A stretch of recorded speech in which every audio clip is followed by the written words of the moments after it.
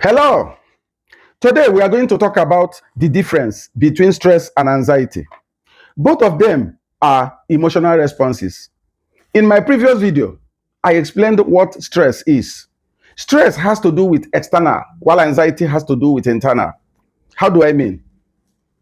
Stress has to do with demands placed on us, and when it is overwhelming and we are not able to manage those demands, like house rent, bills, relationship problem, financial issues, and so on and so forth. Getting stuck in traffic, car breakdown that you don't have money to repair. These are demands placed on us by external forces. And we use internal reaction in managing them.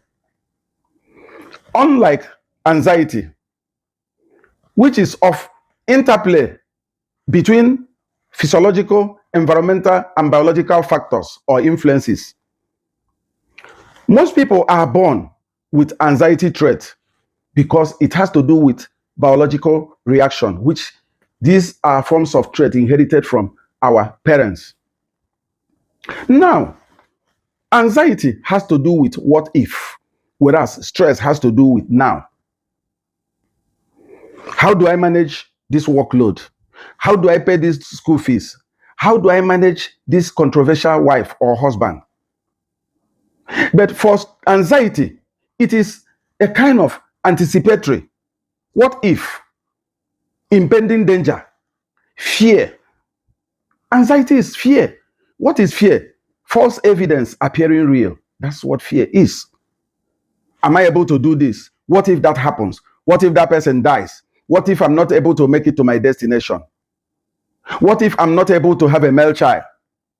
And when you have such anticipatory thought, now when you have the male child may turn to be an armed robber. Stress comes in on how to manage a child that is an armed robber. That's the difference. Stress is talking about now. The outcome is here. But anxiety is talking about how the outcome is going to be. What if? Now, I cite an example. When I wanted to start my first building, I was younger then. And I said, oh, I will start with 200 bags of cement. And when we went to the suppliers, they were able to supply only 150. I started fuming. Oh, let me go to other suppliers. I didn't know cement was scarce then. I started fuming. The contractor called me and said, sir, we are not going to use all the 200 bags of cement in a day, even in a month. We still have time. Anxiety will tell you there is no time. I want it now. Quick. This way, that way. Anxiety will direct you how. On how. Do it this way, do it that way, do it that way. It may not be the right way and the right thing to do. That's what anxiety does. So I had to calm down. The Bible says, in managing anxiety, say, cast your burden onto me. This is for Christians. It says, be anxious for nothing. With prayer and supplication, bring those fears, those problems to God. He will handle them. It's for believers. Buddhists know how to handle theirs. Muslims know how to handle theirs. The common or the similarity of anxiety with stress is in their manifestation or characteristic. You have stress and anxiety share what? Fast heartbeat. Whereas in anxiety, you start shivering, shaking, restlessness, because it's ongoing. When problem of anxiety comes up, you are not able to manage it because it's a continuous phenomenon from one racing thought to the other. Whereas in stress, whatever thing that brings you stress, when you're able to handle it, it goes away. Another one may come, but it may not be immediately.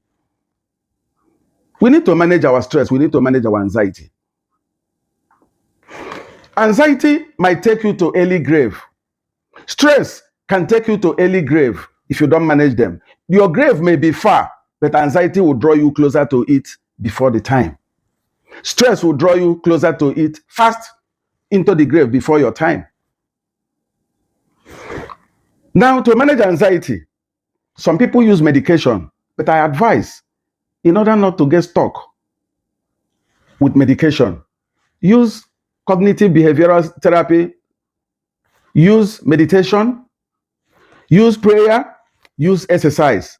But where all these does not yield positive effect, depending on who is involved, go for medication. What does medication do? It suppresses the action of the neurotransmitters in the brain, the actions of serotonin, GABA, and dopamine. These are brain chemicals. These are the chemicals that are involved in every reaction that has to do with anxiety, depression, stress. In stress situation, in that of stress, the chemical that is more pronounced in that action is what?